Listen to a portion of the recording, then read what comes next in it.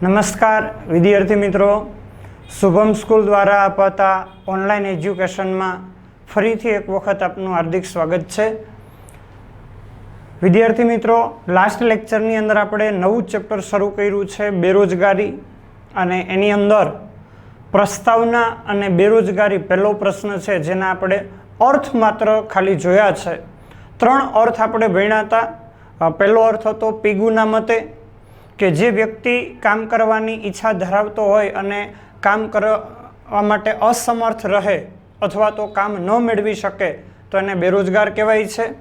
બીજી વ્યાખ્યા આપણે લીગ ઓફ નેશન્સ કમિટીના મતે જોઈ, જેની અંદર આપણને દર્શાવ્યું છે કે જે વ્યક્તિ કામની શોધમાં હોય અને પોતાની ક્ષમતા અને આવડત મુજબ કામ શોધવામાં અસમર્થ રહે તો એ વ્યક્તિ બેરોજગાર છે, અને એવી સામૂહિક સ્થિતિ છે જેને બેરોજગારી તરીકે ઓળખવામાં આવે છે. અને ત્યાર પછી ખાસ આપણે તૈયાર કરવાનું કીધું હતું તમને બેરોજગારી એનો સામાન્ય અર્થ, કારણ કે એના પરથી જ આખી લાક્ષણિકતાઓ છે બેરોજગારીની જે આજે આપણે જોવાની છે. સામાન્ય અર્થ શું હતો તો કે પ્રવર્તમાન વેતન દરે, ચાલુ સમયગાળાના વેતન દરે કામ કરવાની ઈચ્છા, શક્તિ, આવડત અને લાયકાત ધરાવતી વ્યક્તિને કામ શોધવા છતાં કામ ન મળે તો એને બેરોજગાર કહેવાય, અને એવી સામૂહિક સ્થિતિને બેરોજગારી તરીકે ઓળખવામાં આવે છે. તો બેરોજગારીની લાક્ષણિકતાઓ શું છે, બરાબર, જે અર્થ પરથી જ આપણે જોવાનું છે. સૌથી પહેલી બાબત વિકલ્પમાં 1 માર્કમાં ખાસ યાદ રાખજો કે અર્થશાસ્ત્રમાં અનૈચ્છિક એટલે કેવી, તો કે ઈચ્છા વિરુદ્ધની, કેવી, તો કે ઈચ્છા વિરુદ્ધની. જે વ્યક્તિ પોતાની ઈચ્છાથી બેરોજગાર રહેવા ન માગતો હોય તો એ અનૈચ્છિક બેરોજગારી કહેવાય, અથવા એનું બીજું નામ છે ફરજિયાત સ્વરૂપની બેરોજગારી. એટલે અર્થશાસ્ત્રમાં અનૈચ્છિક, ઈચ્છા વિરુદ્ધની અને ફરજિયાત બેરોજગારી હોય એને જ ધ્યાનમાં લેવામાં આવે છે. તો એનો અર્થ એવો કે જે વ્યક્તિ પોતાની ઈચ્છાથી બેરોજગાર રહેવા માગે છે, પોતાની કામ કરવાની ઈચ્છા ન હોય તો એ વ્યક્તિને બેરોજગાર અર્થશાસ્ત્રમાં ગણવામાં આવતો નથી. બરોબર, ફરીથી અર્થશાસ્ત્રમાં કેવી બેરોજગારી ધ્યાનમાં લેવાય છે તો કે અનૈચ્છિક અથવા તો ફરજિયાત. અનૈચ્છિક એટલે કેવી, તો કે ઈચ્છા વિરુદ્ધની, જે વ્યક્તિની કામ કરવાની ઈચ્છા ન હોય. બરોબર, એટલે અહીંયા જે વ્યક્તિની કામ કરવાની ઈચ્છા હોય અને કામ ન મળે તો બેરોજગાર ગણાશે. બરોબર, ફરજિયાત સ્વરૂપે જે વ્યક્તિ બેરોજગાર બને છે એની જ ગણતરી કરવામાં આવશે. હવે આગળની પહેલી જ લાક્ષણિકતા આપી છે કે અર્થશાસ્ત્રમાં કોને તો બેરોજગાર ગણવામાં આવશે અને કોને બેરોજગાર ગણવામાં નથી આવતા. બરોબર, તો કે જે વ્યક્તિ પ્રવર્તમાન વેતન દર એટલે ચાલુ સમયગાળાનો વેતન દર. બરોબર, તો પ્રવર્તમાન વેતન દરે કામ કરવાની ઈચ્છા ધરાવતો હોય અને કામ ન મળે તો એ વ્યક્તિને બેરોજગાર ગણવામાં આવશે. બરોબર, એટલે પ્રવર્તમાન વેતન દર, ઉદાહરણ એક આપણે લખ્યું છે કે ભાઈ ધારો કે કોઈ ધંધો, વ્યવસાય કે કોઈ પ્રવૃત્તિ છે એનો પ્રવર્તમાન વેતન દર 100 રૂપિયા છે. કેટલો, તો કે 100 રૂપિયા. અને જો વ્યક્તિ 200 રૂપિયાના વેતન દરે કામ કરવા માટે ઈચ્છા રાખે છે તો વ્યક્તિને કામ મળશે નહીં. બરાબર, 100 રૂપિયા વેતન દર છે, બરાબર, અને એ 200 રૂપિયાની અપેક્ષા રાખે છે તો વ્યક્તિને કામ મળવાનું નથી. હવે એને કામ ન મળે તો એ બેરોજગાર ગણાશે નહીં, કારણ કે પ્રવર્તમાન વેતન દર એને મળે છે, ચાલુ સમયગાળાનું વેતન દર એને મળે છે, પણ એટલા વેતન દરે વ્યક્તિ કામ કરવા તૈયાર થતો નથી. એ વધુ વેતન દરની આશા રાખે છે તો વધુ વેતન દર બજારમાં મળતા નથી એટલે એને કામ મળશે નહીં. એ ચાલુ વેતન દર છે, પ્રવર્તમાન વેતન દર છે, એ પ્રવર્તમાન વેતન દરે કામ કરવા તૈયાર નથી. એટલે પ્રવર્તમાન વેતન દરે કામ કરવાની ઈચ્છા ધરાવતો હોય અને કામ ન મળે, 100 રૂપિયાના વેતન દરે વ્યક્તિ કામ કરવાની ઈચ્છા ધરાવતો હોય અને કામ ન મળે તો બેરોજગાર છે, પણ વ્યક્તિ કેટલાની આશા રાખે છે? 200ની, એટલે એને કામ મળવાનું નથી. તો જો વધુ વેતનના દરે કામ કરવાની ઈચ્છા વ્યક્તિ ધરાવતો હોય અને વ્યક્તિને કામ ન મળે તો એ અર્થશાસ્ત્રની દ્રષ્ટિએ બેરોજગાર ગણાતો નથી. પછી એનાથી આગળનો મુદ્દો કીધો કે વ્યક્તિ પ્રવર્તમાન વેતન દરે કામ કરવા તૈયાર હોય. માની લ્યો કે આપણે ઉદાહરણ લીધું કે ભાઈ 100 રૂપિયા પ્રવર્તમાન વેતન દર છે, બરોબર? તો 100 રૂપિયાના વેતન દરે વ્યક્તિ કામ કરવા તૈયાર છે, પણ વ્યક્તિ કામ કરવાની શક્તિ, આવડત કે લાયકાત ન ધરાવતો હોય, બરોબર? 100 રૂપિયાના વેતન દરે વ્યક્તિ કામ કરવા માટે તૈયાર છે, બરોબર? પણ વ્યક્તિ એ કામ કરવા માટે જે શારીરિક કે માનસિક વ્યક્તિમાં ક્ષમતા હોવી જોઈએ, વ્યક્તિની અંદર કામ કરવા માટેની જે આવડત હોવી જોઈએ વસ્તુ સેવાના ઉત્પાદન માટે, અને ખાસ લાયકાત જે જરૂરી છે એ ન હોય તો વ્યક્તિને કામ મળશે નહીં. એટલે પ્રવર્તમાન વેતન દરે કામ કરવા માટે તૈયાર હોય પણ વ્યક્તિની કામ કરવાની શક્તિ નથી, એનામાં આવડત નથી અને એનામાં લાયકાતય નથી તો એ વ્યક્તિ બેરોજગાર ગણાતો નથી. કારણ કે પ્રવર્તમાન વેતન દરે કામ કરવાની ઈચ્છા ધરાવે છે પણ વ્યક્તિમાં કામ કરવાની ઈચ્છા, શક્તિ અને આવડત ધરાવતી નથી, બરોબર? એટલે આવડત, લાયકાત, બરોબર, અને શક્તિ વ્યક્તિમાં નથી તો એ અશક્ત વ્યક્તિ થયો, અને અશક્ત લોકો હોય એને અર્થશાસ્ત્રમાં બેરોજગાર ગણવામાં આવતા નથી. પછી એનાથી આગળની લાક્ષણિકતામાં માત્ર એક જ શબ્દ ઉમેરવાનો છે કે પ્રવર્તમાન વેતન દરે કામ કરવા માટે તૈયાર હોય, કામ કરવાની શક્તિ એ ધરાવતો હોય, આવડત ધરાવતો હોય, લાયકાત ધરાવતો હોય, પણ કામની શોધમાં ન હોય, એટલે કે કામ શોધવાનો પ્રયત્ન ન કરતો હોય તો પણ એ વ્યક્તિને બેરોજગાર ગણવામાં આવશે નહીં. શા માટે? કારણ કે વ્યક્તિ કામ કરવાની ઈચ્છા, શક્તિ, આવડત, લાયકાત ધરાવે છે અને ઘરે બેઠા રહેશે તો કોઈ સામેથી એને કામ આપવા આવવાનું નથી. તો એનો અર્થ એવો વ્યક્તિ કામની શોધમાં નથી, કામ શોધવા જતો નથી, બરોબર? તો એ વ્યક્તિને બેરોજગાર ગણવામાં આવશે નહીં. હા, કામની શોધમાં હોય અને કામ ન મળે તો વ્યક્તિ બેરોજગાર ગણાય છે, બરોબર? એટલે જે વ્યક્તિ પ્રવર્તમાન વેતન દરે કામ કરવા માટે તૈયાર હોય, કામ કરવા માટેની શક્તિ ધરાવતો હોય, આવડત ધરાવતો હોય, લાયકાત ધરાવતો હોય, પણ કામ શોધવાનો પ્રયત્ન નહીં કરે, બરોબર, તો એ વ્યક્તિને બેરોજગાર ગણવામાં આવશે નહીં. એટલે જો વ્યક્તિ પ્રવર્તમાન વેતન દરે કામ કરવાની ઈચ્છા, શક્તિ, આવડત, લાયકાત ધરાવતો હોય, કામની શોધમાં હોય અને કામ ન મળે તો વ્યક્તિ બેરોજગાર કહેવાય, બરોબર? હવે એનાથી આગળ કીધું તો એ બેરોજગારીનો ખ્યાલ છે, બરોબર? આટલા લોકો છે કે જેને આપણે બેરોજગાર ન કહી શકીએ. ફરીથી જુઓ, 3 લાક્ષણિકતા આપી છે. પહેલા કહી દીધું કે ભાઈ અનૈચ્છિક અથવા તો ફરજિયાત સ્વરૂપની જે બેરોજગારી છે એને ધ્યાનમાં લેવાય છે, બરોબર? ઈચ્છાથી વ્યક્તિ બેરોજગાર રહેવા માંગતો હોય તો એની ગણતરી થાય નહીં, બરોબર? તો 3 લાક્ષણિકતા કીધી કે ભાઈ વ્યક્તિ બેરોજગાર ક્યારે ગણે, બરોબર? તો કે જો પ્રવર્તમાન વેતન દરે કામ કરવા માટે તૈયાર હોય અને કામ ન મળે તો. 100 રૂપિયાના વેતન દરે કામ કરવા તૈયાર છે, બરોબર, પણ વ્યક્તિ 200 રૂપિયાની આશા રાખે તો એને કામ મળશે નહીં, તો ઈચ્છા વિરુદ્ધની બેરોજગારી થઈ, બરોબર? કારણ કે પ્રવર્તમાન વેતન દરે તો એને કામ મળે છે. પછી કીધું પ્રવર્તમાન વેતન દરે કામ કરવા તૈયાર હોય, 100 રૂપિયાના વેતન દરે કામ કરવા તૈયાર હોય, પણ શક્તિ, આવડત ને લાયકાત ન હોય તો એને કામ મળતું નથી. એટલે જે વ્યક્તિમાં શક્તિ, આવડત ને લાયકાત ન હોય તો એ અશક્ત વ્યક્તિ થયો, એને બેરોજગાર ગણાય નહીં. પછી કીધું કે પ્રવર્તમાન વેતન દરે કામ કરવા તૈયાર હોય, શક્તિ, આવડત ને લાયકાત ધરાવતો હોય, બરોબર, પણ કામની શોધવા ન હોય, કામ શોધવાનો પ્રયત્ન ન કરતો હોય તો એ વ્યક્તિ બેરોજગાર ગણાતો નથી. તો બેરોજગાર કોને ગણાય? તો સામાન્ય અર્થ આખો અહીંયા ક્લિયર થઈ ગયો કે પ્રવર્તમાન વેતન દરે કામ કરવાની ઈચ્છા, શક્તિ, આવડત, લાયકાત ધરાવતો હોય, કામની શોધમાં હોય અને કામ ન મળે તો એને બેરોજગાર કહેવાય, બરોબર? અને એવી સામૂહિક સ્થિતિ છે જેને બેરોજગારી કહેવાય. હવે એનાથી આગળ કીધું કે બેરોજગારીનો ખ્યાલ છે એ ખ્યાલ વિકલ્પમાં ખાસ યાદ રાખજો, મોસ્ટ આઈએમપી વિકલ્પ છે કે શ્રમના સક્રિય પુરવઠા સાથે સંકળાયેલો છે, બરોબર, શ્રમના સક્રિય પુરવઠા સાથે સંકળાયેલો છે. હવે શ્રમના સક્રિય પુરવઠામાં કોનો સમાવેશ થાય? તો કે 15 થી 64 વર્ષની વય જૂથના લોકોનો શ્રમનો સક્રિય પુરવઠો એટલે શું?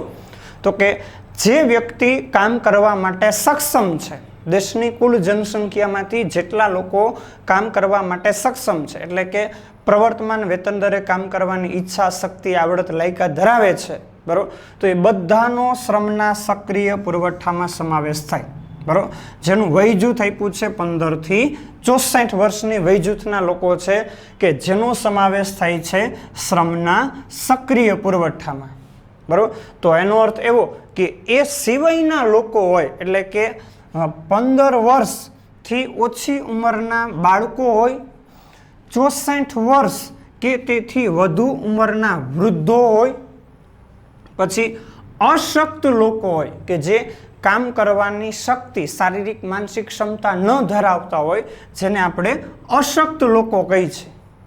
પછી ગૃહિણીઓ કે જે માત્ર ઘરકામ કરે છે, બરોબર, એ ઘરકામ કરે છે, એનું આર્થિક મૂલ્ય આંકવામાં આવતું નથી, બરોબર. તો બાળકો, વૃદ્ધો, અશક્ત લોકો અને ગૃહિણીઓ છે કે જે અર્થશાસ્ત્રની દ્રષ્ટિએ બેરોજગાર ગણાતા નથી. કારણ કે બેરોજગાર કોને કહેવાય? તો કે જે વ્યક્તિ કામ કરવાની ઈચ્છા, શક્તિ, આવડત, લાયકાત ધરાવતા હોય, કામની શોધમાં હોય અને કામ ન મળે.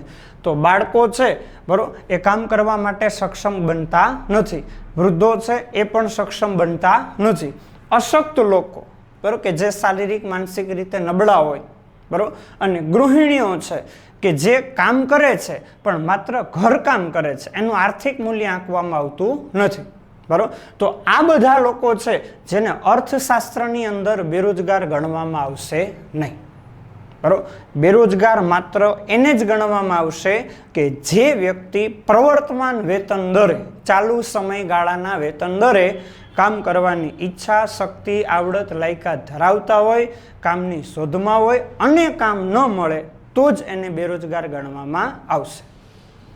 પછી એનાથી આગળ બેરોજગાર વ્યક્તિ છે અથવા બેરોજગારીની સમસ્યા છે એની અસરનો આખો પેરેગ્રાફ તમે લખ્યો છે કે બેરોજગાર વ્યક્તિ છે, જે વ્યક્તિ આર્થિક રીતે કેવો બની જાય છે? તો કે નિસહાય બની જાય છે, બરોબર. બેરોજગાર વ્યક્તિ છે એ આર્થિક રીતે નિસહાય બની જાય છે, એટલે કે બેરોજગાર વ્યક્તિ ક્યાંયથી આવક મેળવી શકવાનો નથી, બરોબર. એટલે આર્થિક રીતે નિસહાય બની જાય છે, ક્યાંયથી નાણાકીય એકમો પ્રાપ્ત કરી શકશે નહીં, કારણ કે બેરોજગાર વ્યક્તિને કામ નથી મળતું, બરોબર. અને કામ નથી મળતું એટલે ક્યાંયથી નાણાં પ્રાપ્ત કરી શકશે નહીં, એટલે આર્થિક રીતે નિસહાય બનશે. બીજું કે બેરોજગાર વ્યક્તિ છે કે જે સમાજની દ્રષ્ટિએ ગૌરવપૂર્ણ જીવન જીવી શકતો નથી, બરોબર. મોટે ભાગે સમાજના બધા જ વર્ગના લોકોની માનસિકતા એવી છે કે ભાઈ જે વ્યક્તિ કામ કરે છે, આવક મેળવે છે, બરોબર, તો એ વ્યક્તિનું સમાજની અંદર માન સન્માન હોય છે, મોટે ભાગે દરેક વર્ગના લોકોનું. પણ જે બેરોજગાર વ્યક્તિ છે કે જે કામ નથી કરતો અને ક્યાંયથી આવક નથી મેળવતો, બરોબર, તો એ વ્યક્તિ સમાજની દ્રષ્ટિએ ગૌરવપૂર્ણ જીવન જીવી શકશે નહીં. પછી આવા બેરોજગાર લોકો છે કે જે લોકો રાજકીય ક્ષેત્રની અંદર અરાજકતા ઊભી કરે છે અને રાજકીય ક્ષેત્રની અંદર અશાંતિ સર્જે છે, બરોબર, કે અસામાજિક પ્રવૃત્તિઓ તરફ વળે છે, ચોરી, લૂંટફાટ, જુગાર, ગુનાખોરી, બરોબર, આવી રાજકીય ક્ષેત્રની અંદર અશાંતિ ઊભી કરે છે, સમાજની અંદર અશાંતિ ઊભી કરે છે અને એને કારણે દેશની અથવા તો પ્રદેશોની સામાજિક વ્યવસ્થા છે એ વ્યવસ્થા પણ ખોરવાય છે. એટલે એની અસરની આખી બાબત આપણને દર્શાવી છે કે બેરોજગાર વ્યક્તિ હોય એ આર્થિક રીતે નિસહાય બને છે, સમાજની અંદર એ ગૌરવપૂર્ણ જીવન જીવી શકતો નથી, રાજકીય ક્ષેત્રે અરાજકતા ઊભી કરે છે, એટલે કે મોટા પરિવર્તનો લઈ આવે છે, ક્યાંક આંદોલનોમાં જોડાય છે ખોટા પ્રકારના, બરોબર, અને અશાંતિ સર્જે છે, બરોબર. તો આમ બેરોજગારીની સમસ્યા છે એ આર્થિક રીતે અડચણરૂપ બને છે, એટલે કે આર્થિક સમસ્યા પણ ગણાશે. સમાજની અંદર એની અસર થાય એટલે સામાજિક સમસ્યા ગણાશે અને રાજકીય ક્ષેત્રે પણ ઘણા બધા પરિવર્તનો લઈ આવે છે એટલે રાજકીય સમસ્યા પણ ગણાશે. તો બેરોજગારી છે એ આર્થિક, સામાજિક અને રાજકીય સમસ્યા આપણે ગણી શકીએ. બરાબર, આ થઈ બેરોજગારીની લાક્ષણિકતાઓ. હવે આપણે ભણવાની છે બેરોજગારીનું સ્વરૂપ છે એની સમજૂતી આપણે જોવાની છે. બરાબર, બેરોજગારીનું સ્વરૂપ છે એ કેવું છે? તો મુખ્ય બે પ્રકાર છે સ્વરૂપના. એક વિકસિત દેશોની બેરોજગારી, એક વિકાસશીલ દેશોની બેરોજગારી. હવે વિકસિત દેશો એટલે ક્યાં? તો બીજા ચેપ્ટરમાં આપણે ભણ્યા છે કે ભાઈ America, Japan, Germany, England, France, બરાબર, આ બધા વિકસિત દેશો છે. હવે એ બધા દેશોમાં સમસ્યાઓ તો છે જ, બરાબર, પણ કેવા પ્રકારની સમસ્યાઓ છે? અને વિકાસશીલ દેશો, ભારત, પાકિસ્તાન, ચીન, શ્રીલંકા, ઇન્ડોનેશિયા, આ બધા વિકાસશીલ દેશો છે. એમાં કેવા પ્રકારની સમસ્યાઓ છે, બરાબર, એ આપણે જોઈએ. તો સૌ પ્રથમ જોઈએ કે ભાઈ વિકસિત દેશો છે એ વિકસિત દેશોની અંદર કેવા પ્રકારની સમસ્યા છે બેરોજગારીની? તો કે વિકસિત દેશોમાં મોટે ભાગે અસરકારક માંગના અભાવે, એટલે કે ખૂબ જ મોટા પ્રમાણમાં વસ્તુ સેવાની માંગમાં ઘટાડો થવાને કારણે, ખૂબ જ મોટા પ્રમાણમાં વસ્તુ સેવાની માંગમાં ઘટાડો થતો હોય અથવા તો અર્થતંત્રમાં તેજી કે મંદીની પરિસ્થિતિ આવતી હોય. 11મા ધોરણની અંદર આપણે ભણ્યા છે તેજીની સ્થિતિ, તો કે મૂડીરોકાણ, ઉત્પાદન, રોજગારી આ બધાની ઉચ્ચ સપાટી છે. ખૂબ મોટા પ્રમાણમાં ઉત્પાદન થાય, મોટા પ્રમાણમાં રોજગારીની તકો વધે છે, ખૂબ જ વધારે પડતું મૂડીરોકાણ થાય છે. તો એવા સંજોગો જ્યારે અર્થતંત્રના હોય તો ઓછા શ્રમિકો બેરોજગાર રહેશે. અને એનાથી વિરુદ્ધ જો મંદીની પરિસ્થિતિ છે, બરાબર, તો મૂડીરોકાણ, ઉત્પાદન, રોજગારી આ બધાની નિમ્ન સપાટી છે, તળ સપાટી છે. એટલે એવા સંજોગોમાં વધારે શ્રમિકો બેરોજગાર રહેશે. એટલે જો અસરકારક માંગમાં ઘટાડો થાય, એટલે કે અસરકારક માંગના અભાવે અથવા તેજી મંદીના કારણે, બરાબર, જે રોજગારીનું પ્રમાણ છે એટલે કે કામ કરતા શ્રમિકો છે એમાં વધારો કે ઘટાડો થયા કરશે. એટલે એને લીધે બે પ્રકારની બેરોજગારી જોવા મળશે. એક તો આ અસરકારક માંગના અભાવે કે તેજી મંદીના કારણે ચક્રીય બેરોજગારી જોવા મળશે. જ્યારે તેજીનું ચક્ર આવે તો ઉત્પાદન, મૂડીરોકાણ, રોજગારી આ બધામાં વધારો થાય તો ઓછા શ્રમિકો બેરોજગાર રહેશે. એનાથી વિરુદ્ધ જો મંદીની સ્થિતિ આવે છે તો એનાથી ઉલટું થશે. ઉત્પાદન, મૂડીરોકાણ, રોજગારી આ બધામાં ઘટાડો થશે તો વધુ શ્રમિકો બેરોજગાર બનશે. બરાબર, તો એક આવી તેજી મંદીના કારણે કે અસરકારક માંગના અભાવે ચક્રીય બેરોજગારી જોવા મળે છે. અને બીજું ટેકનોલોજી છે જેને આપણે ઉત્પાદન પદ્ધતિ કહી છે, એ ટેકનોલોજીના ઘર્ષણને કારણે ઘર્ષણજન્ય બેરોજગારી જોવા મળશે.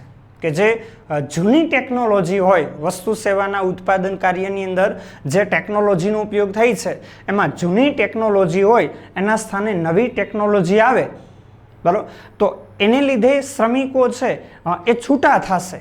શા માટે? કારણ કે જૂની ટેકનોલોજીથી જે વસ્તુ સેવાનું ઉત્પાદન થતું હોય, હવે એની જગ્યાએ નવી ટેકનોલોજી આવે તો નવી ટેકનોલોજીનું જ્ઞાન, શિક્ષણ કે આવડત છે એ બધા શ્રમિકોમાં ન હોય. એટલે જે શ્રમિકોને નવી ટેકનોલોજીથી વસ્તુ સેવાનું ઉત્પાદન કરતા નથી આવડતું એવા શ્રમિકોને એ સમયગાળાની અંદર રોજગારી મળશે નહીં. જ્યારે એ જ શ્રમિકો નવી ટેકનોલોજીનો ઉપયોગ કેવી રીતે કરવો, બરાબર, એનું જ્ઞાન, એનું શિક્ષણ, એની આવડત જો શ્રમિકો પ્રાપ્ત કરી લે તો ફરીથી એને રોજગારી મળશે. એટલે અહીંયા ટેકનોલોજીનો ઘસારો છે. જૂની ટેકનોલોજીના સ્થાને નવી ટેકનોલોજી આવે છે. એટલે જ્યાં સુધી શ્રમિકોને નવી ટેકનોલોજીનું શિક્ષણ ન મળે, એની આવડત એ પ્રાપ્ત ન કરે, એટલા સમય સુધી શ્રમિકો બેરોજગારી છે. એટલે એક અસરકારક માંગના અભાવે કે તેજી મંદીના કારણે વિકસિત દેશોમાં ચક્રીય બેરોજગારી છે. અને બીજું ટેકનોલોજીના ઘર્ષણને કારણે, એટલે કે જૂની ટેકનોલોજીના સ્થાને નવી ટેકનોલોજી આવે, બરાબર, એને કારણે ઘર્ષણજન્ય બેરોજગારી જોવા મળે છે. પણ આ બે બેરોજગારીના સ્વરૂપો છે એ ટૂંકા ગાળાના છે. શા માટે? કારણ કે બે બેરોજગારી ટૂંકા સમયગાળામાં દૂર કરી શકાય.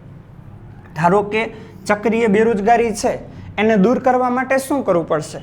તો કે જે અસરકારક માંગનો અભાવ હતો એ અસરકારક માંગમાં શું કરવું પડશે? તો કે વધારો કરવો પડશે. વધારો કેવી રીતે થાય?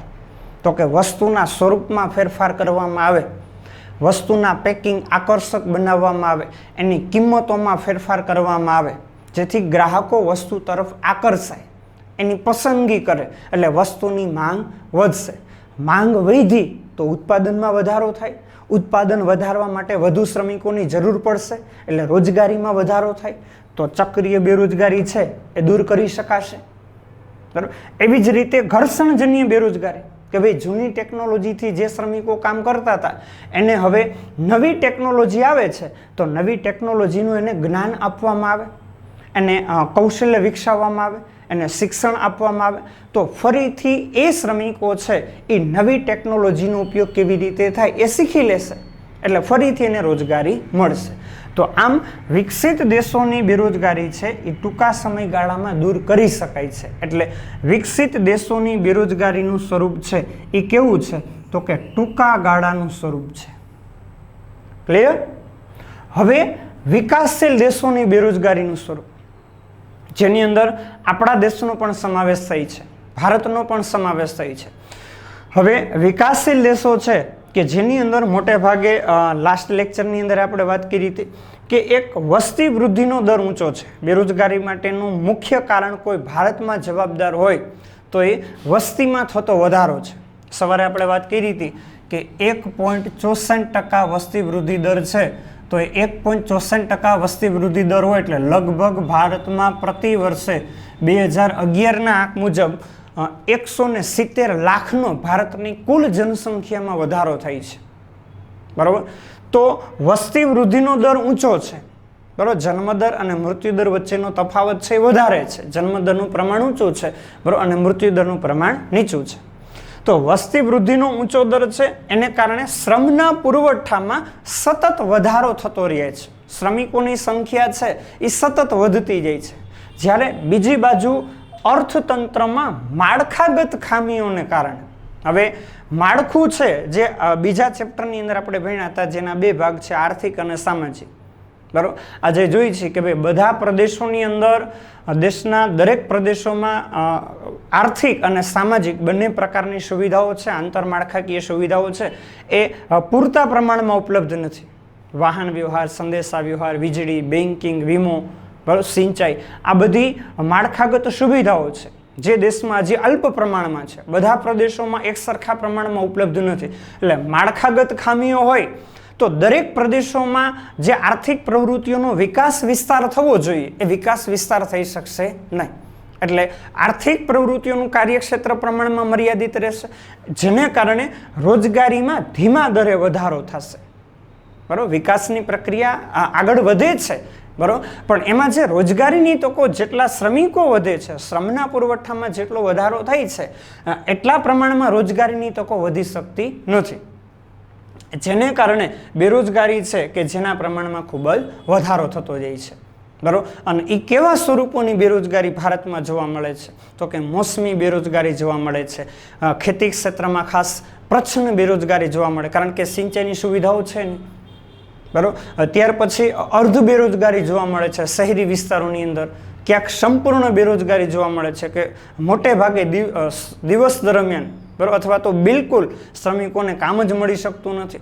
બરાબર. એટલે અહીંયા કારણ શું છે? તો કે વસ્તીમાં જે વધારો થાય છે એને કારણે શ્રમિકોની સંખ્યા સતત વધતી જાય છે, પણ અર્થતંત્રનું માળખું આખું છે એ અલ્પ વિકસિત છે. એ જે આંતરમાળખાકીય સુવિધાઓ છે એ દેશના બધા પ્રદેશોમાં પૂરતા પ્રમાણમાં નથી.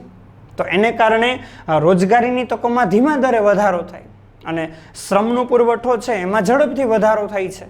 તો એને કારણે બેરોજગારીનું પ્રમાણ વધતું જાય છે. બરાબર. હવે એને દૂર કરવા માટેનો ઉપાય આપ્યો છે. બરાબર. વિકાસશીલ દેશોમાં જે સંપૂર્ણ બેરોજગારી છે, પ્રચ્છન્ન બેરોજગારી છે, બરાબર, આ બધી બેરોજગારીઓને દૂર કરવી છે તો એના માટે શું કરવું પડશે? તો કે સૌથી પહેલાં તો આપ્યું છે વસ્તી નિયંત્રણ. કારણ કે શ્રમના પુરવઠામાં જેટલો વધારો થાય એટલી દેશમાં રોજગારીની તક ઊભી નથી થતી. એટલે જો વસ્તી નિયંત્રણ થાય તો શ્રમના પુરવઠામાં જે સતત વધારો થતો જાય છે એ વધારો છે ધીમો થઈ જશે. બરાબર. એટલે એક વસ્તી નિયંત્રણ અને બીજું માળખાગત સુધારા કરવા જરૂરી છે. બરાબર.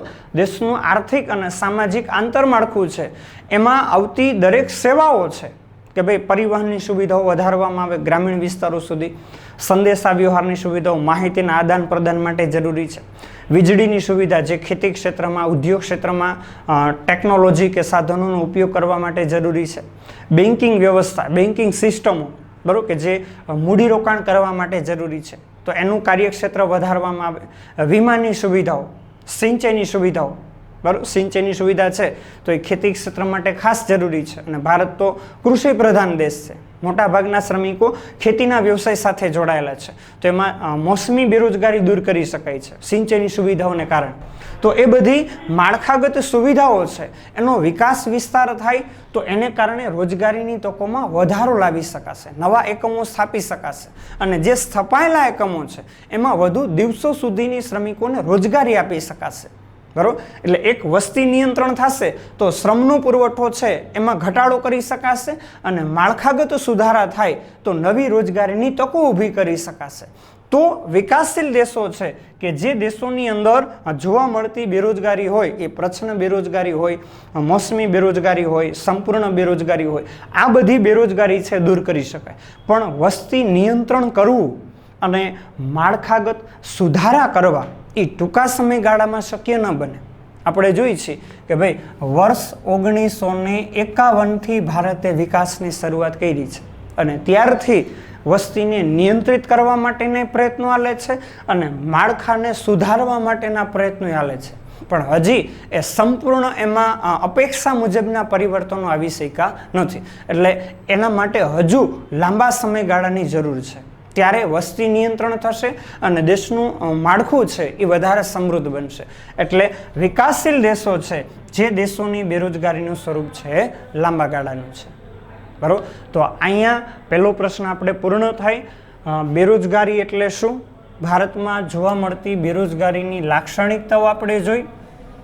બરાબર. અને ત્યાર પછી બેરોજગારીનું સ્વરૂપ જેવું સ્વરૂપમાં મુખ્ય બે ભાગ આવે છે, વિકસિત દેશોની બેરોજગારી અને વિકાસશીલ દેશોની બેરોજગારી.